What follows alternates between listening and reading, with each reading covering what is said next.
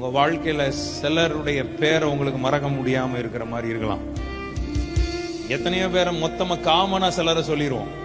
எத்தனை பேர் வந்தானுங்க ஐயா போனானுங்க. ஆனா சிலரை ஸ்பெசிபிக்கா சொல்லுவோம் பாருங்க.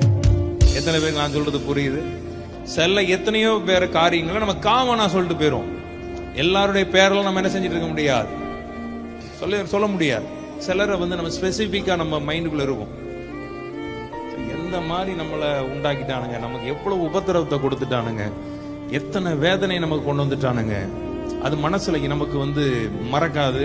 அது தனித்துவம். நான் சொல்லுவேன், எல்லாரையும் டீல் பண்ணுவார் ஆண்டவர்.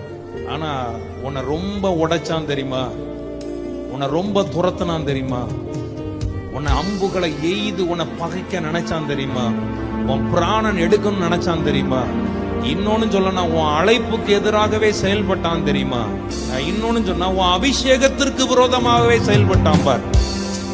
உங்களுக்கு சொல்றது புரியுதா? ஏன் ஊழியத்திற்கு விரோதமாகவே செயல்பட்டு இருப்பான் பார். அவனை கர்த்தர் வேற மாதிரி டீல் பண்ணுவார்.